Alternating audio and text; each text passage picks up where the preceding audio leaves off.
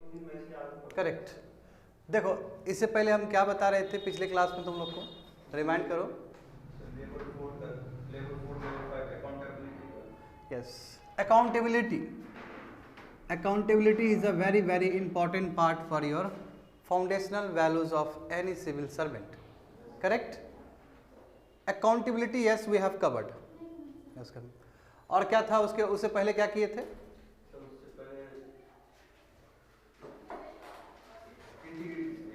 Integrity. Yes we have covered integrity, accountability. और ये जो थर्ड कवर करने वाले हैं इसमें बहुत कुछ जानेंगे। आज के क्लास में हमको एप्टीट्यूड ख़त्म करना है, जैसे कि मैंने कहा था तुम लोग को। हाँ, आज कंप्लीट हो जाएगा, समझ गए ना? कल से हम लोग इमोशनल इंटेलिजेंस करेंगे। फाइन। तो आज का जो ऑब्जेक्टिव है वो खुद ऑब्जेक्टिविटी है। व्हाट इज ऑब्जेक्टिविटी, है ना?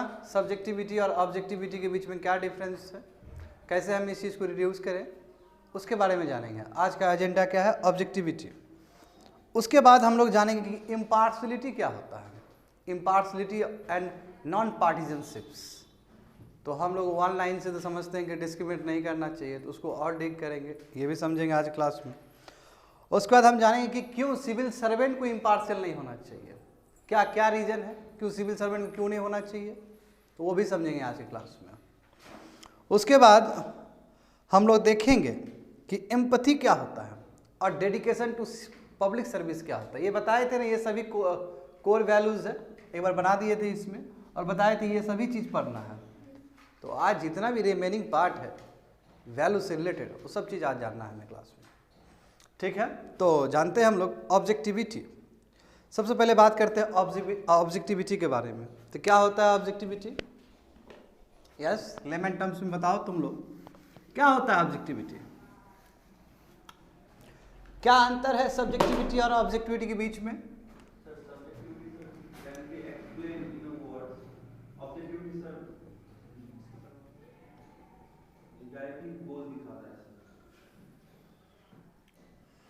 ऑब्जेक्टिविटी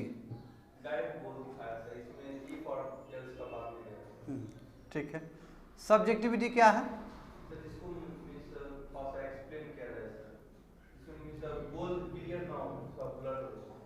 ऐसा नहीं है, ठीक है, I will come to you. ठीक है, तुमने बोला है, ओके फाइन। तुम बताओ, कुछ है आइडिया ऑब्जेक्टिविटी के बारे में? यस, तुमको तो होना चाहिए, बोलो क्या है? वो है ऑब्जेक्टिविटी, ठीक है, वो बनता है। बताओ ना ऑब्जेक्टिविटी का डेफिनेशन क्या है? वो सही बात है, ऑब्जेक्टिविटी के हिसाब से काम करेंगे तो किसी भी वर्क में पार्शियलिटी नहीं होगा। तो ऑब्जेक्टिविटी होता क्या है कि पार्शियलिटी नहीं होगा? उसके अंदर ऐसा एलिमेंट क्या है कि होने नहीं देगा सिस्टम में? नो, हम मानते हैं वो जो जितना ही बता रहे हो ना वो अचीव किया जाता है इसके थ्रू, वो एंड प्रोडक्ट है, समझ रहे हो ना? ऑब्जेक्टिविटी का मतलब है कि जो एज इट इज है, एज इट इज। जैसे मान लो एक हाथी है, तुम लोग जानते हो ना कि एलिफेंट एंड ब्लाइंड वाला जो स्टोरी है, ब्लाइंड मैन स्टोरी, बहुत सारे ब्लाइंड मैन थे, उसको कहा गया कि हाथी कैसा होता है, तो कोई पुच्छर को पकड़ता है और बोलता है कि हाथी पुच्छर को होता है, कोई टस को पकड़ता है कहता है कि हाथी ये होता है, कोई ऊपर वाला हिस्सा को पकड़ता है कहता है कि हाथी ये होता है, कोई लेग को पकड़ता है कहता है कि ये हाथी होता है। तो अपने अपने हिसाब से व्याख्या हो रहा है यहाँ पे। जब अपने अपने हिसाब से व्याख्या होता है उसको हम सब्जेक्टिविटी कहते हैं। हाथी क्या है? वो ऑब्जेक्टिविटी, वो एज इट इज है। उसका फिगर कैसा है जानते हो फिगर? तो वो ऑब्जेक्टिविटी है। यानी कि ऑब्जेक्टिविटी का मतलब क्या है? एज इट इज, जैसा है वैसा ही है, समझ गए ना? मगर सब्जेक्टिविटी में क्या होता है? सब्जेक्टिविटी इसमें क्या होता है? एज इट इज नहीं है, ये एज इट इज नहीं है, ये क्या है? हम क्या सोच रहे हैं, what people think, what people think, people क्या सोचता है। अब जरूरी नहीं कि हम किसी वस्तु के ऊपर सोचिए और वो फैक्ट हो, जरूरी नहीं है ना, क्योंकि हमारा जो सोचने का जो तरीका है वो बायस्ड है। इंसान का जो सोचने का तरीका है तो बायस होता है ना, किसी न किसी एक्सपीरियंस है, कॉग्निटिव है उसका, उस हिसाब से वो सोच रहा है। या रिसेंट का जो एक्सपीरियंस हुआ है उस हिसाब से वो व्याख्या करेगा उसके बारे में, किसी के भी बारे में हो सकता है। तो यही अंतर है कि ऑब्जेक्टिविटी और सब्जेक्टिविटी में अंतर यही है कि ऑब्जेक्टिविटी में हम क्या देखते हैं कि जो चीज़ एज इट इज, समझे ना, इसमें क्या कोई थिंक करता है वो मैटर नहीं करता, what people think do not matter, ये मैटर नहीं करता है, वो जैसा है वैसा ही है, समझ गए ना। ये है तुम्हारा, यानी कि एग्जिस्ट इन द ग्राउंड, वही एक ही बात है, यानी कि looking at things as it is, जैसा है वैसा ही है, उसमें ऐसा नहीं है। तो ये क्यों जरूरी है सिविल सर्वेंट के लिए? उससे पहले ये देख लो कि ऑब्जेक्टिविटी को क्या क्या चीज से इन्फ्लुएंस होता है, फैक्टर्स अफेक्टिंग ऑब्जेक्टिविटी, क्या क्या फैक्टर्स है जिसके वजह से ऑब्जेक्टिविटी इंपैक्ट होता है, यानी कि इंचिंग टुवर्ड्स सब्जेक्टिविटी, यही कह सकते हैं ना। यदि ऑब्जेक्टिविटी यदि डिस्टर्ब हुआ, इसका मतलब हम सब्जेक्टिव की तरफ मूव कर रहे हैं, समझ रहे हो क्या बोल रहे हैं, यानी कि यू आर इंचिंग टुवर्ड्स, पूरा लिखना है सब्जेक्टिविटी। तो क्या ऐसा होगा कि ऑब्जेक्टिविटी जिसमें एज इट इज होना चाहिए था, हम उसको एज इट इज ट्रीट नहीं कर रहे हैं, ठीक है। तो इसका सबसे पहला रीजन क्या है, स्टीरियोटाइप।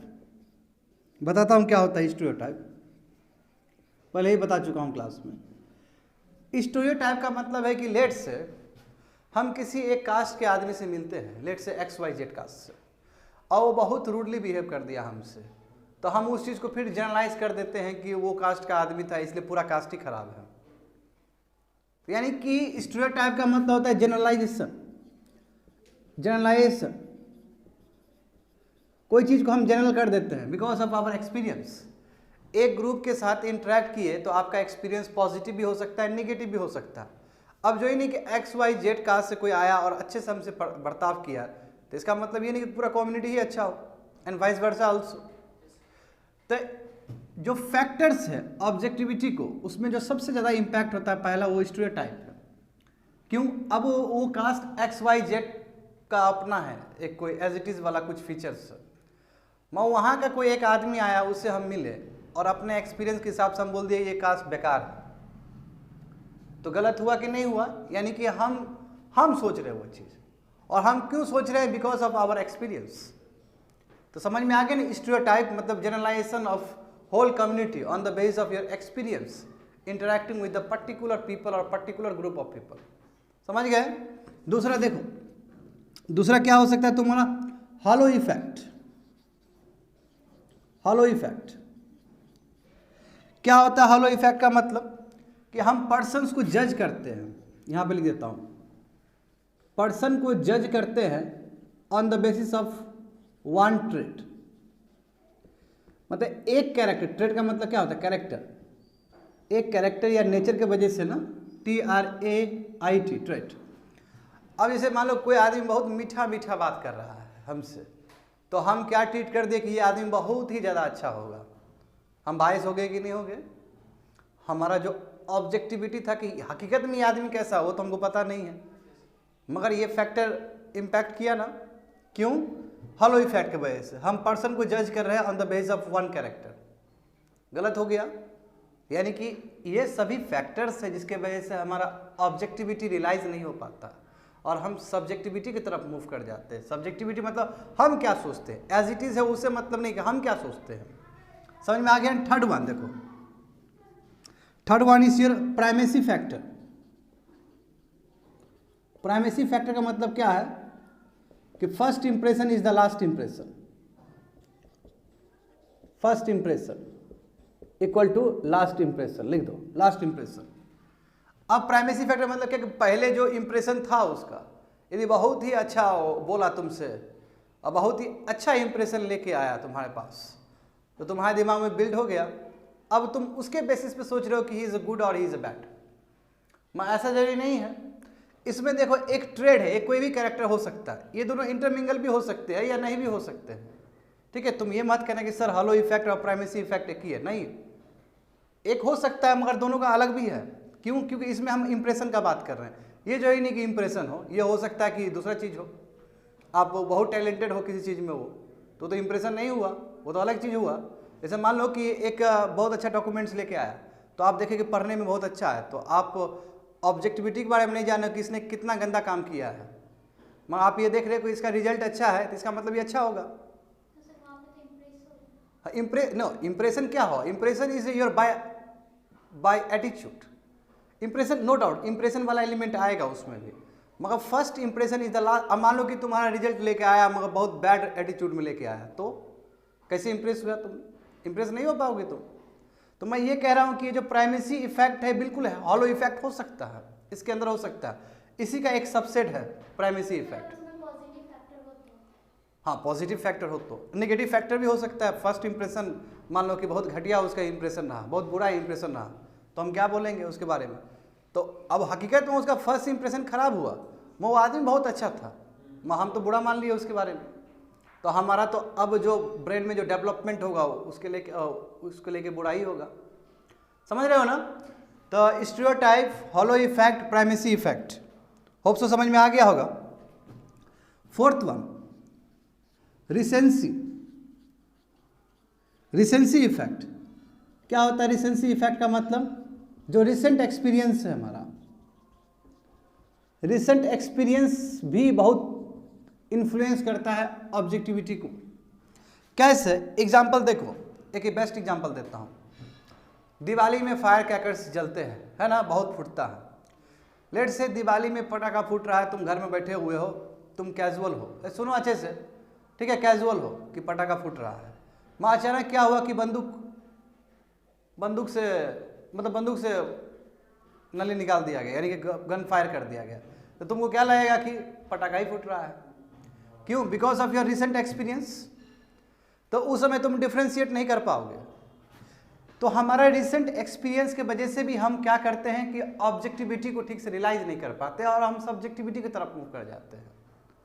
जैसे मान लो एग्जाम्पल है कि अभी जस्ट देखो, जैसे कि हमारा भी एक्सपीरियंस, सबका एक्सपीरियंस होता है, जैसे कि अभी कोई स्टूडेंट यहाँ पे आ गया, ठीक है, और उसने बहुत डिस्टर्ब किया, मेरा माइंड ख़राब कर दिया, वो मेरा एक एक्सपीरियंस हो गया।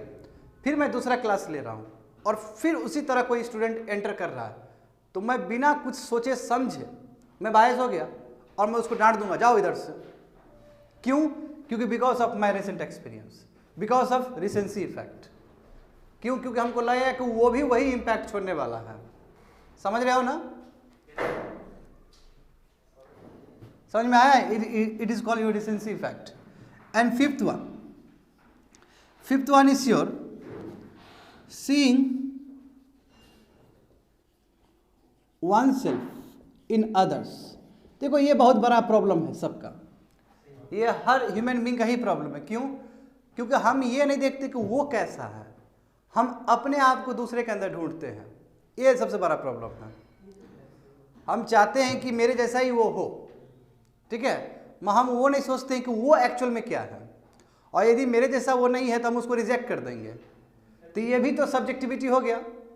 तो ऑब्जेक्टिविटी कहाँ हुआ? फिर ये होता है कि नहीं होता? क्योंकि हमको चाहिए कि बिल्कुल मेरा ही रास्ता पे चले, मेरा ही ऐसा हो। ये तब होता है कि जब आप उतना अवेयर नहीं होते चीज़ों को लेके।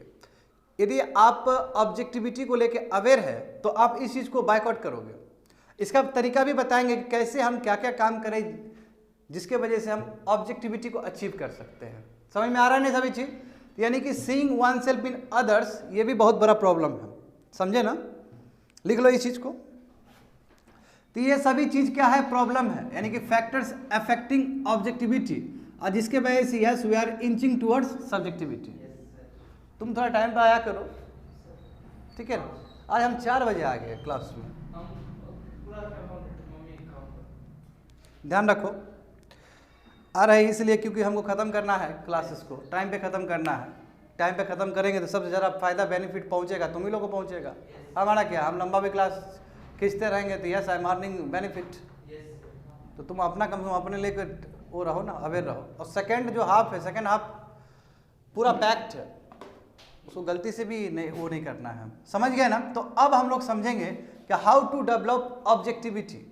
हम कैसे डेवलप, जब इतना प्रॉब्लम है तो कैसे उसको डेवलप करें। समझ में आ गया ना ऑब्जेक्टिविटी और सब्जेक्टिविटी के बारे में, जो कि हर समय हम देखते हैं क्योंकि जो फाउंडेशनल जो सिविल सर्वेंट का जो वैल्यू होना चाहिए, एक ऑब्जेक्टिविटी भी होना चाहिए कि जो जैसा है उसको इसी तरह देखो, पहचानो। ये नहीं कि अपने दिमाग से 10 बुद्धि नहीं लगाओ उसमें, जैसा है वैसा। और सब्जेक्टिविटी में क्या करते हैं, हम सोचते हैं, वो क्यों सोच रहे हैं, because of this factor.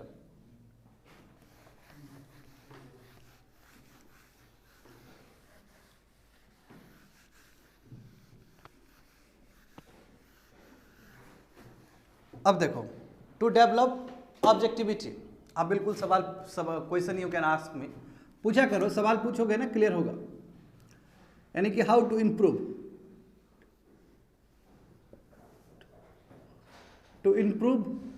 Objectivity, what can we do, क्या हम कर सकते हैं उसके लिए।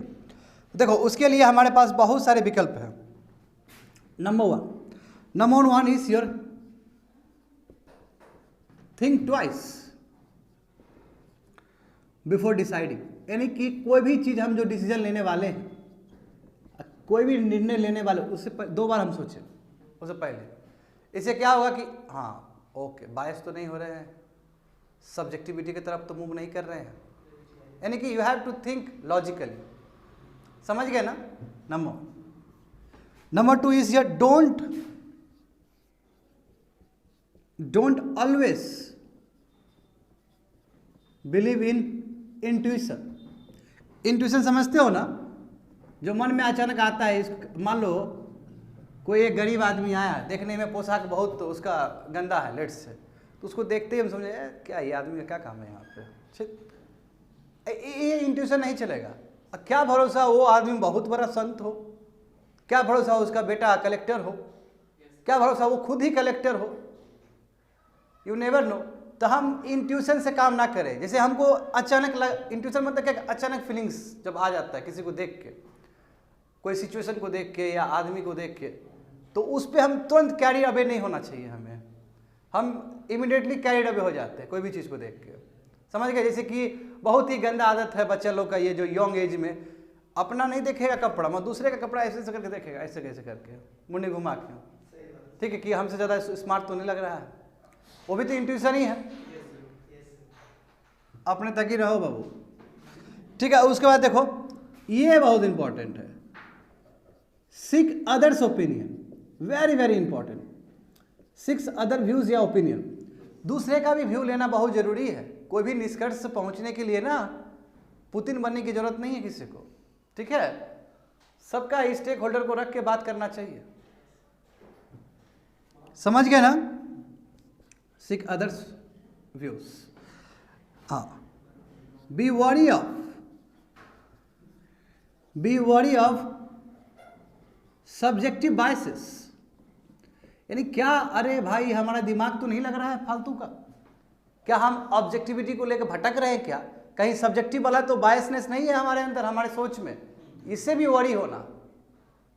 कहीं क्या भरोसा सब्जेक्टिव अप्रोच से हम चल दिए, तो इस चीज़ में भी ध्यान रहना चाहिए। यानी कि हम किसी से बात कर रहे हैं तो हमारा एट द सेम टाइम ये भी दिमाग में होना चाहिए कि हम सब्जेक्टिव की तरफ मूव ना करें, समझ रहे हो ना। अब वो अच्छा बात कर रहा है, दैट डजंट मीन कि हम अपने ऑब्जेक्टिविटी से भटक जाए, ठीक है। जैसे कि तुम लोग का प्रेजेंटेशन लेते हैं, जब उस कुर्सी पर बैठते हैं और कलम हाथ में रहता है, तो उस समय कोई नहीं दिखता है कौन भांजा है, कौन भांजी है, कौन भतीजा है, कौन भतीजी है, कौन विद्यार्थी है और कौन कहाँ से आता है, ठीक है। वहाँ पूरा फोकस है कि जस्टिस देना है और करेक्ट जस्टिस देना है, और जितना बोलता है उस हिसाब से नंबर देना है, वो ऑब्जेक्टिविटी है।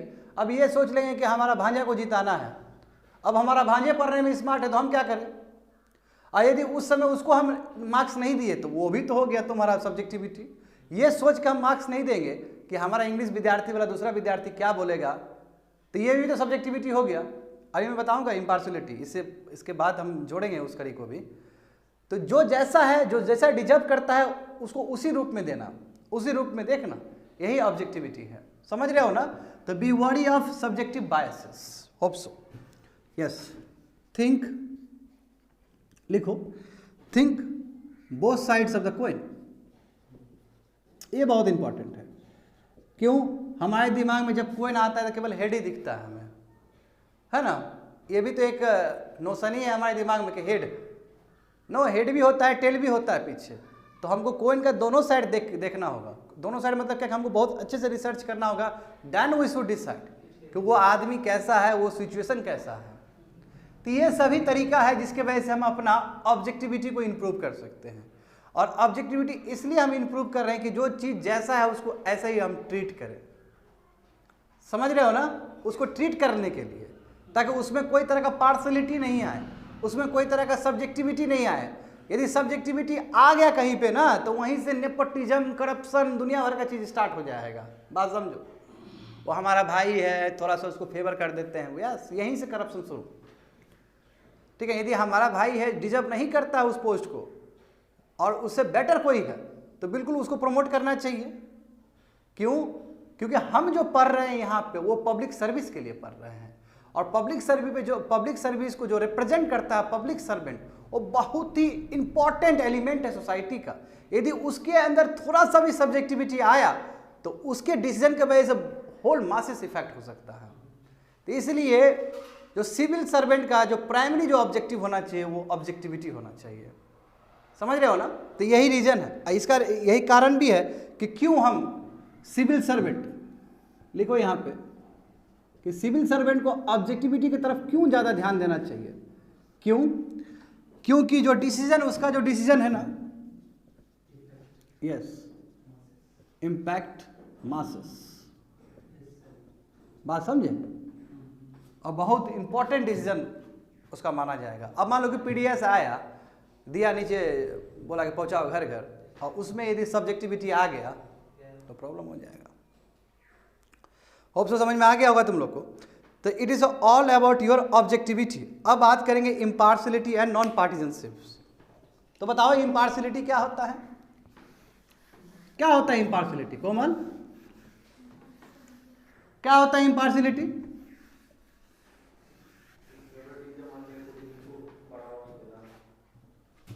फेवरेटिज्म और नेपोटिज्म को बढ़ावा नहीं देना। हाँ, तुम बताओ क्या होता है?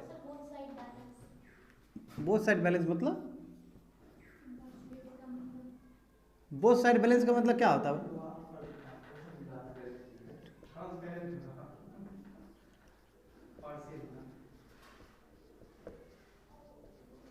जरा सिलेबस देखो तो तुम लोग, सिलेबस देखो जल्दी से। है ये वर्ड, ये उसमें वही सब कर रहे हैं हम लोग। क्या होता है इम्पार्शलिटी? क्या बैलेंस होता है बताओ जरा, हम नहीं समझ में आया तुम्हारा बात। सर जैसे किसी को जस्टिस देना है तो दोनों का व्यू लेकर। क्या होता है बताओ? यस सुनील, क्या होता है इम्पार्शलिटी? ठीक है, वो बात से मतलब वो कंक्लूजन है तुम्हारा जो बोल रहे हो। सिंपल वर्ड है, मैं आऊँगा इस पे, इतना ही नहीं छोड़ूंगा। नॉट बीइंग पार्शियल, पार्सल नहीं होना, ये तो सिंपल यही का मतलब है, पार्सल नहीं होना किसी। इसमें दो वर्ड आएंगे, दो वर्ड आएंगे। देखो इस वर्ड को बढ़िया समझना है, ये टेक्निकल वर्ड है, इसको समझना है। एक आर्बिट्री, देखो बहुत इंपॉर्टेंट वर्ड है आर्बिट्री, सॉरी आर्बिट्री, हाँ, आर्बिट्रेरी बेटर ट्रीटमेंट। देखो इस वर्ड को समझना होगा सभी स्टूडेंट को। Arbitrary better treatment and second one is your non arbitrary better treatment.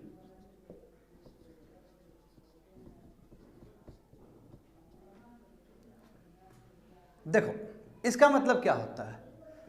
किसी को बेटर ट्रीट कर रहे हैं, देखो सुनो, अच्छे सुनो, अच्छे सुनो इसको। किसी को बेटर ट्रीट कर रहे हैं मगर आर्बिट्री तरीके से, यानी कि अपना मन से, उसके पीछे कोई लॉजिक नहीं है। जैसे मान लो कि दो विद्यार्थी है क्लास में, एक क्लास में मान लो कि 10 विद्यार्थी है, ठीक है, 10 विद्यार्थी का 90 मार्क्स आया, लेट्स से एग्जांपल दे रहा हूँ। तो मैं ये 10 विद्यार्थी में एक ही विद्यार्थी को टीचर ज़्यादा ट्रीट कर रहा है अच्छा, तो सबने अच्छा परफॉर्म किया था, सबको बेटर ट्रीटमेंट मिलना चाहिए, तो एक पर्टिकुलर आदमी को क्यों आप ट्रीट किए अच्छा? ये होता है आर्बिट्री बेटर ट्रीटमेंट, यानी कि ट्रीटमेंट कर रहे हो आर्बिट्री ढंग से कर रहे हो। तो ये जो 9 विद्यार्थी था जो 90% आया, उसका क्या, उसके साथ गलत हुआ कि नहीं हुआ? दूसरा देखो, ये समझ में आ गया ना? अब मैं फिर से आऊँगा, अभी पहले समझो। नॉन आर्बिट्री बेटर ट्रीटमेंट, देखो 10 विद्यार्थी था, ठीक है, या लेट से 100 विद्यार्थी था, फाइन।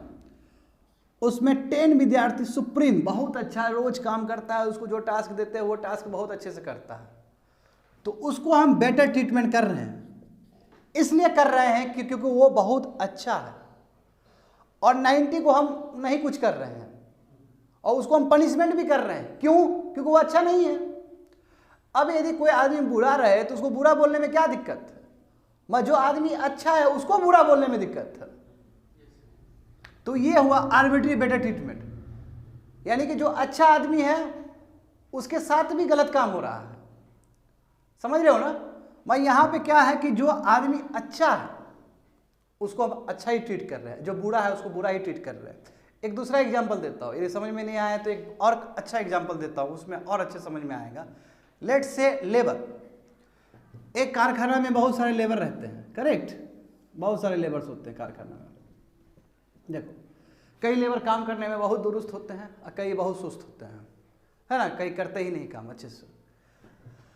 तो क्या किए कि हम 2 लेबर को बहुत अच्छा ट्रीट कर रहे हैं, आर्बिट्री बेटर ट्रीटमेंट कर रहे हैं। तो ये कैसे हो गया इम्पार्शियल? ये तो पार्शियल हो गया, क्योंकि उस कारखाना में 10 आदमी जो था, यानी कि लेट से 10 आदमी, 50 आदमी में 10 आदमी बहुत अच्छा काम कर रहा था, तो 10 को बेटर ट्रीटमेंट करना चाहिए था। वो उसमें से हम 2 कर रहे हैं। अब 2 के पीछे भी कुछ दूसरा लॉजिक होगा, काम को लेके नहीं है। काम को लेके करना होता तो हम 10 को करते ना। 10 ने बेटर परफॉर्म, हो सकता है वो मेरा घर का आदमी हो इसलिए उसको अच्छा ट्रीट कर रहे हैं, और 8 आदमी तो वही आउटकम्स दिया है, मैं उसको अच्छा ट्रीट नहीं कर रहे हैं। तो देखो, आप जो ट्रीटमेंट कर रहे हो आर्बिट्री कर रहे हो ना, आर्बिट्री बेटर ट्रीटमेंट कर रहे हो ना, वो डिजर्व करता है ट्रीटमेंट, मगर व्हाट अबाउट द 8 पर्सन्स? इसमें देखो, हम बेटर ट्रीटमेंट कर रहे हैं, वो नॉन आर्बिट्री है। हम इसलिए 10 आदमी को अच्छा बोल रहे हैं क्योंकि ये कंपेयर टू 40 लेबर, उसके कंपेयर में ये बहुत अच्छा है, और इसको हम रिवार्ड दे रहे हैं, अवार्ड दे रहे हैं, इंसेंटिव दे रहे हैं, और ये 40 को बोल रहे हैं कि ठीक से काम करो नहीं तो निकाल देंगे कल तुमको। तो तब तो तुम नहीं कह सकते हो ना कि हम इम्पार्शियल हो गए, हम पार्शियल हो गए। हम तो इम्पार्शियल है। क्यों? क्योंकि हमने जो ट्रीटमेंट किया, बेटर ट्रीटमेंट किया, वो नॉन आर्बिट्री है, क्योंकि उसके पीछे कुछ लॉजिक है। अब दूसरी बात है कि देखो, इसमें जो better treatment, non arbitrary better treatment का बात होता है, तो इक्वल को इक्वल ट्रीट करना होगा हमें। जितना जो डिजर्व करता है उसी को ना अच्छा कर सकते हैं, और जो डिजर्व नहीं कर सकता तो उसको तो नहीं करेंगे। तो बात समझे ना? इसी को बोलते हैं नॉन आर्बिट्री ट्रीटमेंट को ही हम बोलते हैं डिफरेंशियल ट्रीटमेंट। लिखो,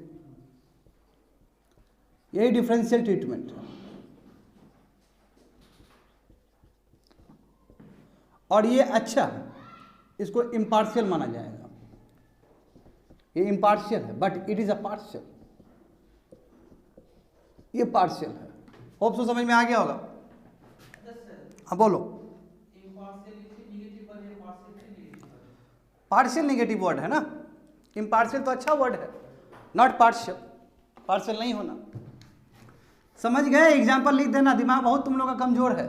एग्जाम्पल वहां पे लगा दो, वहां पे लेबर वाला। देखो, अब यहां पे समझना होगा कि नॉन आर्बिट्री ट्रीटमेंट, यदि मैं इसके बारे में कहूं तो ये क्या है? अच्छा, ये किस टेस्ट से गुजरेगा तब हम कहेंगे कि यस ये इम्पार्शियल है? एक टेस्ट से गुजारो, तो उस टेस्ट का नाम क्या है कि इक्वल अपॉर्चुनिटी फॉर ऑल। अब हो सकता है कि जो 10 अच्छा वर्कर ने परफॉर्म किया उसके लिए फैसिलिटी अच्छा हो, ऐसा भी नहीं होना चाहिए। फैसिलिटी सबके लिए अच्छा था, 50 के लिए अच्छा था, मैं उसमें 10 ही अच्छा किया है, यानी कि इक्वल अपॉर्चुनिटी फॉर ऑल। ये टेस्ट पहला।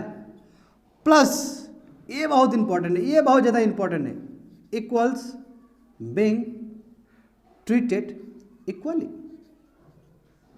देख रहे हो, ये बहुत बड़ा वर्ड है।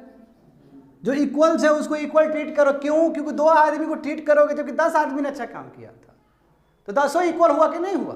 तो जो इक्वल है उसको तो इक्वल ट्रीट करो। ये टेस्ट है, 2 टेस्ट से आपको गुजरना होगा यदि हम इम्पार्शियलिटी का बात करेंगे। ये दोनों एक ही वर्ड है, इम्पार्शियलिटी या नॉन पार्टिसनशिप्स, बायस नहीं होना। तो पहले क्या है कि सबको अपॉर्चुनिटी बराबर देना होगा, आप जो बोल रहे हो कि 10 विद्यार्थी आपका अच्छा परफॉर्म किया है, यानी कि 10 विद्यार्थी आपके क्लास में है, तो सबको इक्वल पढ़ाओ। अब वो आ रहा है नहीं आ रहा वो अलग बात है, आपने अपॉर्चुनिटी बराबर दिया सबको कि तुम भी क्लास अटेंड कर सकते हो, तुम भी आ सकते हो, ये वो दुनिया भर का चीज़ रिसोर्सेज उसको भी दे दिया गया। तो पहला क्राइटेरिया हो गया। दूसरा क्राइटेरिया क्या है कि उसमें से यदि 3 विद्यार्थी बहुत अच्छा किया है तो सब तीनों को अच्छा देखो। अब पता चला एक ही को आप अच्छा देख रहे हो तो इस टेस्ट को फेल कर जाएगा, तब हम नहीं कह सकते कि वो इम्पार्शियल है, तब वो पार्शियलिटी हो जाएगा। समझ गए ना? ये वेरी वेरी इंपॉर्टेंट, ये बहुत ज़्यादा ही इंपॉर्टेंट है, ये दो टेस्ट। समझ गए? अब बात करें क्यों, आखिर सिविल सर्वेंट को क्यों इम्पार्शियल होना जरूरी है। हर एक पे यही सवाल उठेगा, जैसे ऑब्जेक्टिविटी क्यों चाहिए, तो सेम आंसर सेम होगा कि सिविल सर्वेंट के लिए, CS के लिए लिख लो सिविल सर्वेंट के लिए बहुत इंपॉर्टेंट है। क्या रीजन है? Because of the fulfilling the needs of,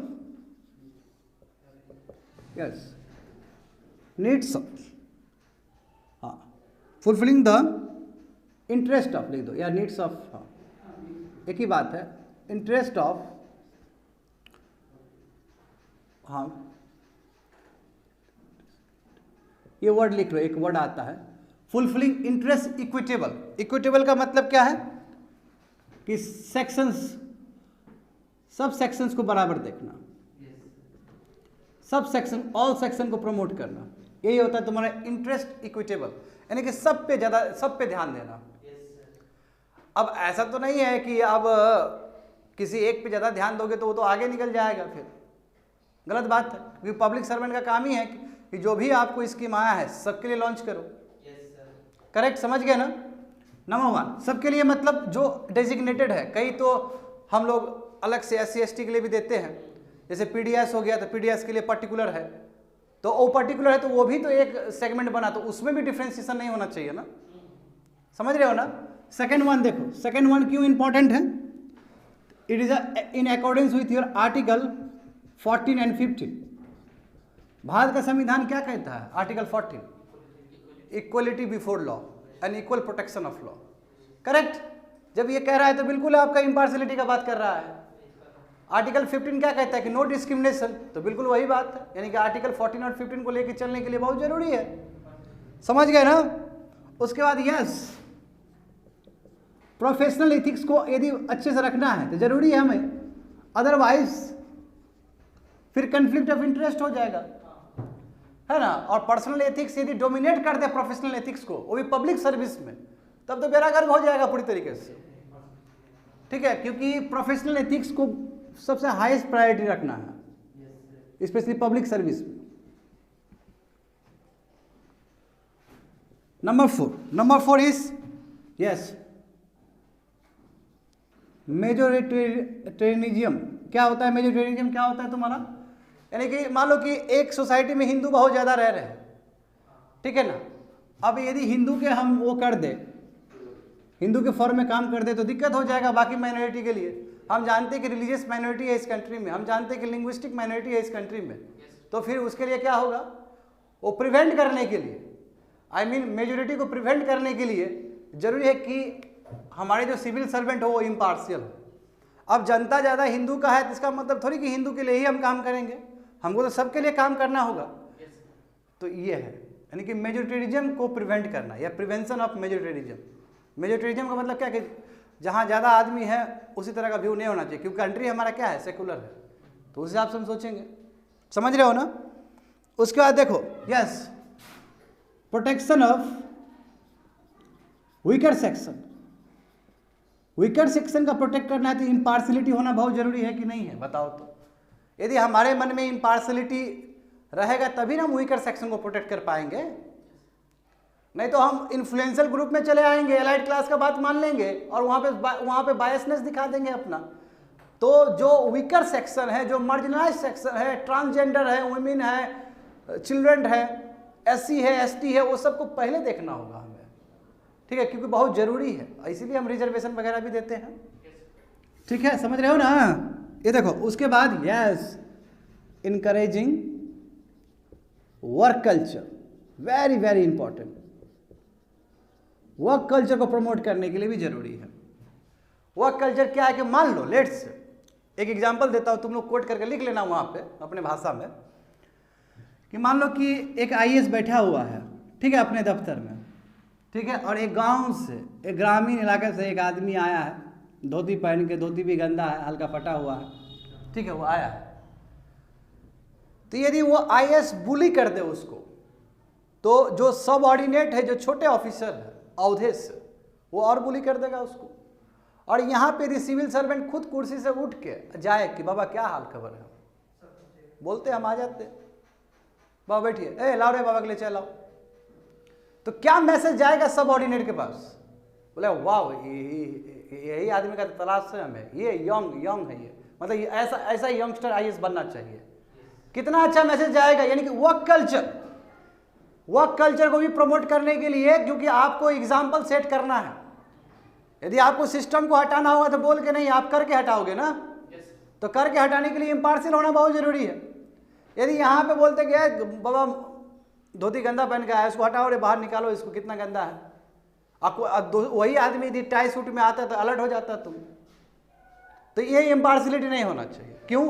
अरे भाई सबको बराबर देखो ना, यदि ट्रीटमेंट करना है तो नॉन आर्बिट्री बेटर ट्रीटमेंट करो, अदरवाइज सबको बराबर ट्रीट करो। समझ में आया ना चीज? लिख लेना वहां पे कहीं पे।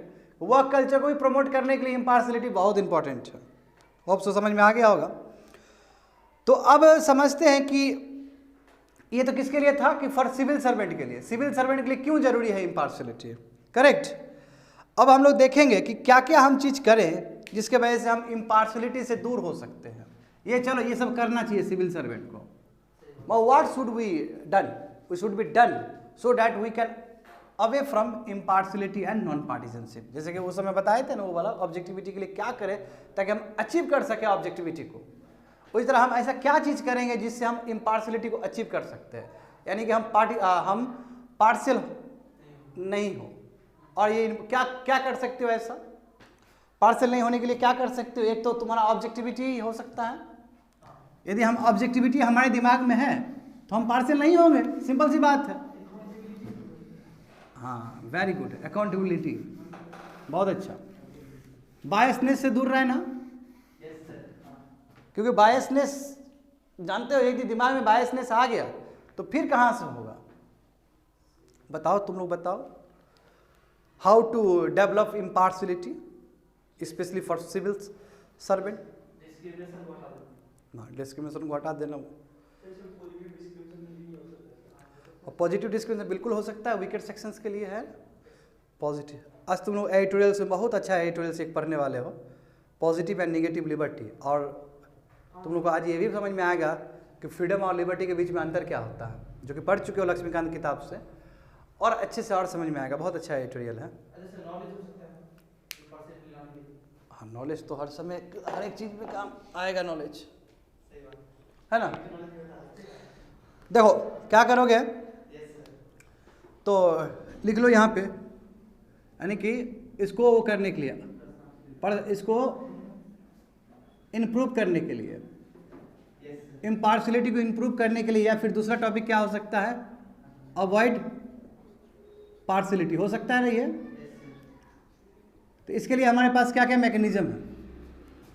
इम्प्रूव इम्पार्शियलिटी और इम्प्रूव नॉन पार्टिजनशिप, या स्लैश करके लिख सकते हो अवॉइड पार्शियलिटी, एक ही बात है। फ्री फ्रॉम बायस, बायस मत होइए, बायस से दूर रहना बहुत जरूरी है कि नहीं बोलो? यदि बायस रहेगा, वही बायस जो अभी बताएं तुमको, यानी कि सब्जेक्टिविटी नहीं होना है, ये बिल्कुल नहीं होना है। क्या होना है? ऑब्जेक्टिविटी। इस पे काम करना है, समझ गए? Second one is verify with peers. यदि मान लो कि तुमको डायलामा हुआ, कंफ्यूजन हुआ, तो तुम्हारे पद पे इससे पहले कौन डिस्ट्रिक्ट कलेक्टर थे, उनसे पूछो, उनका एक्सपीरियंस पूछो, उन्होंने कैसे इस सिचुएशन को डील किया था। समझ गए? ये हो सकता है पीयर, उस पद पे जो पहले थे, तुमसे ज़्यादा एक्सपीरियंस थे, तुम तो जस्ट अभी आए हो सिस्टम में, तो उन्होंने कैसे इस सिचुएशन को डील किया, उनसे सीखो। या फिर जो अभी तुम्हारे सिस्टम में जो भी तुम्हारा सब ऑर्डिनेट लोग सब है, या तुम्हारे बराबर के जो भी हैं, उनसे पूछो। आर्बिट्री डिसीजन नहीं लेना है। जैसे आर्बिट्री डिसीजन लोगे तो वो तुम्हारा पार्शलिटी हो जाएगा फिर वहाँ पे, समझ रहे हो? यानी कि यही वेरीफाई विथ पीयर, समझ गए ना? यानी कि फीडबैक लिख लो, फीडबैक फ्रॉम experienced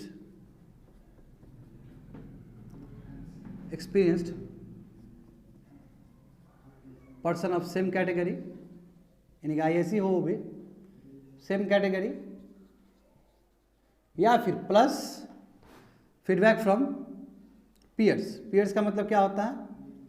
जो तुम्हारा है, यानी कि सबऑर्डिनेट, जो आपके साथ काम करने वाले लोग सब हैं। समझ गए ना? लिखना नहीं है तुमको। थर्ड वन देखो,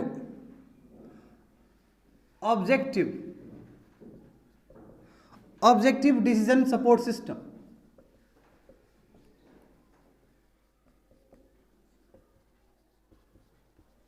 ये क्या है तुम्हारा? यानी कि यहां पे कोई डिस्क्रिप्शन वाला बात ना हो, एक यही चीज है। यहां पे हम क्या कर रहे थे? आदमी से पूछ रहे थे। यहाँ पे हमारा सपोर्ट सिस्टम है, उसी का एक्सटेंशन ये है।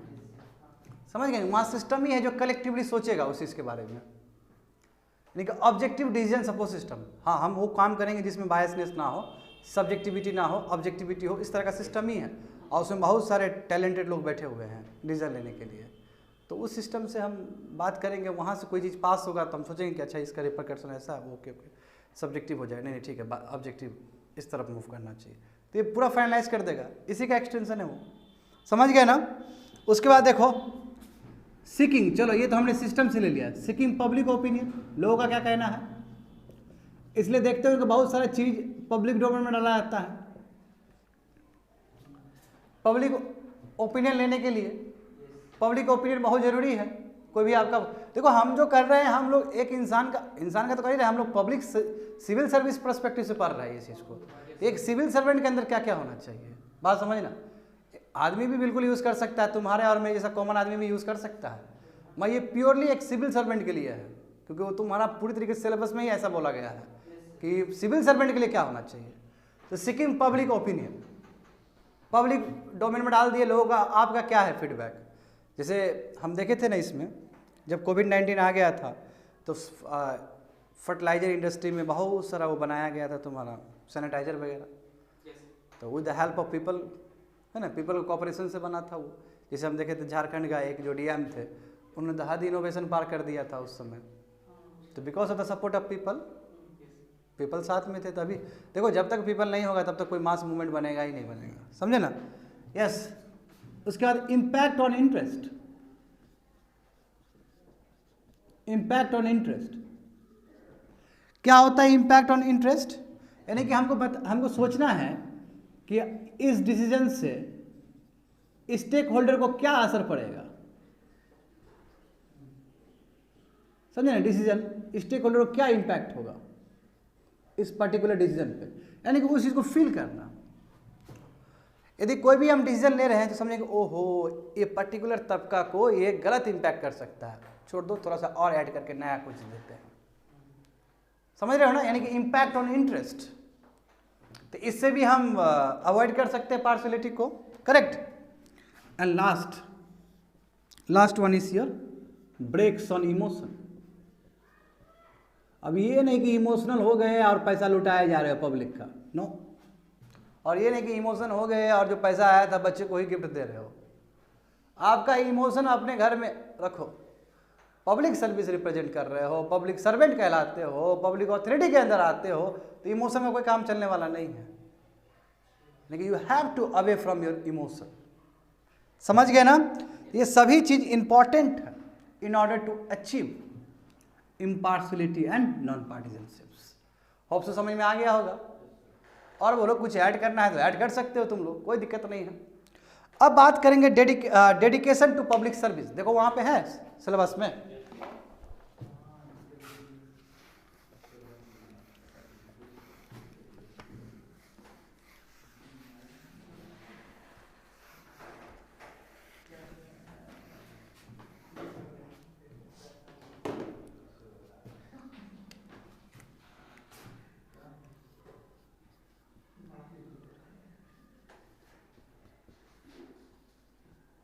Dedication to public service. ठीक है, अब देखो डेडिकेशन टू पब्लिक सर्विस। अब जानते हैं as you know that service, तो तुम लोगों को पता ही है कि सर्विस का मतलब क्या होता है। सर्विस इंटेंजिबल है, जिसको हम छू नहीं सकते हैं, है ना। इंटेंजिबल है, जिसको हम छू नहीं सकते। प्रोडक्ट क्या है? टेंजिबल है। अब सर्विस बहुत इंपॉर्टेंट है। क्यों? अरे भाई सर्विस में पूरा टिका हुआ है, दुनिया ही टिका हुआ है। और ये जो पब्लिक सर्विस है तो सर्विस ही है उसके अंदर। तो यदि मैं एग्जाम्पल बात करूं, यदि मैं थोड़ा एग्जाम यहाँ पे दे दूं कि what is public service, example of public service, तो लिख लो यहाँ पे वेरी वेरी इंपॉर्टेंट। यानी कि पुलिस सर्विस मान लो, पुलिस सर्विस हो गया, जुडिशरी सर्विस हो गया तुम्हारा, ठीक है। प्रोविज़न ऑफ इलेक्ट्रिसिटी देना, ये पब्लिक सर्विस हो गया तुम्हारा। उसके बाद वाटर, सीवरेज एक्सेट्रा, ये सब क्या है? पब्लिक सर्विस है कि नहीं है? पीडीएस पब्लिक सर्विस है कि नहीं है? सब पब्लिक सर्विस हुआ। यानी कि इसको इफेक्टिवली देना है, ढंग से देना है। That is a dedication to public service. इसको ढंग से काम करना होगा। तो इसका मतलब क्या हो गया कि देखो क्यों डेडिकेशन क्यों चाहिए पब्लिक सर्विस में? क्योंकि पब्लिक सर्विस जो है ना, पब्लिक सर्विस कभी प्राइवेट सर्विस से इक्वेट नहीं हो सकता है। ये तो बात समझ लो, प्राइवेट सर्विस से इक्वेट ही नहीं हो सकता है। क्या रीजन है? क्योंकि पब्लिक सर्विस इसमें बहुत ज़्यादा रिस्पॉन्सिबिलिटी है, और प्राइवेट सर्विस में रिस्पॉन्सिबिलिटी का बात ऐसा नहीं आता। क्यों? क्योंकि पब्लिक सर्विस में मासेस इन्वॉल्व है, और हमारा एक गलत डिसीजन भी बहुत इम्पैक्ट कर सकता है लोगों को। समझ गए ना? इसलिए बहुत इंपॉर्टेंट है पब्लिक सर्विस। ये सोशल डेवलपमेंट के लिए इंपॉर्टेंट है, और प्राइवेट सर्विस ये पर्सनल डेवलपमेंट के लिए इंपॉर्टेंट है। तो यदि यहाँ पे यदि हम इक्वेट कर दिए तब तो बर्बाद हो गया सोशल डेवलपमेंट सब। समझ रहे हो ना? इसलिए इंपॉर्टेंट है dedication towards public service for the civil servant. समझ गए? Hope so. अब देखो कोई भी डिसरप्शन होगा पब्लिक सर्विस में तो सोसाइटी में क्या होगा? यदि मान लो कि ऊपर से चावल दिया गया आपको 1 क्विंटल पीडीएस के लिए, उसमें थोड़ा सा ही तुमने बचा लिया, करप्ट प्रैक्टिस किया, तो पब्लिक तो इम्पैक्ट हो गया ना। कि जो डेटा बना के देख के भेजा था उसको, सब कुछ जो अलॉटमेंट होता है वो सब कुछ डेटा देख के अलॉटमेंट होता है कि यहाँ का इतना पॉपुलेशन है, और उसमें थोड़ा सा भी चोरी चकारी कर लिए तो पूरी तरीके से फर्क पड़ेगा पब्लिक सर्विस पे। समझ गए ना? अब एक पब्लिक सर्वेंट के लिए लिखो, एक पब्लिक सर्वेंट के लिए क्या ऐसा वो काम करे ताकि वो डेडिकेटेड रहे अपने सर्विस को लेकर।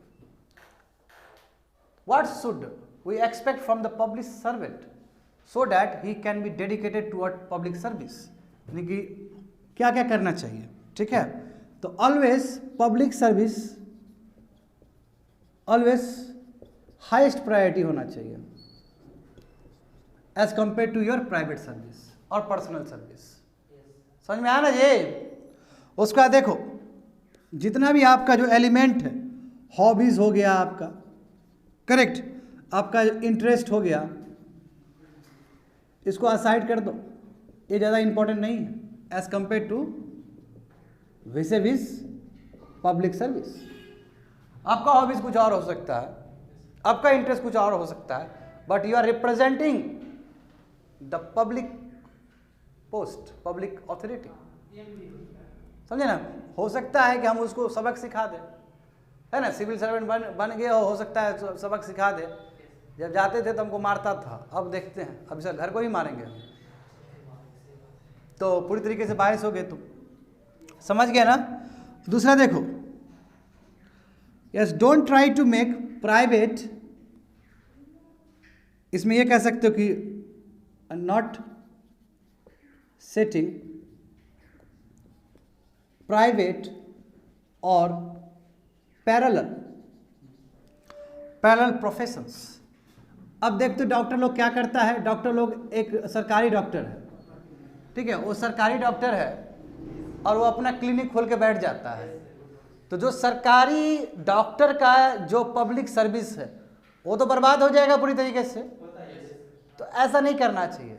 उसी तरह सिविल सर्वेंट को ये नहीं बोलना चाहिए कि तुम आओ ना, मेरा घर तो दफ्तर ही है, वहाँ देख लेंगे हम, वहाँ हम डील कर लेंगे। तो ऐसा नहीं होना चाहिए। समझ में आया कि नहीं आया? आप बीच में बैठ के ये बताइए।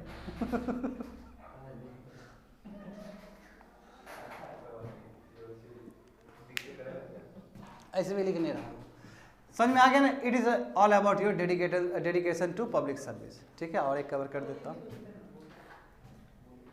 क्या बोलो? हाँ,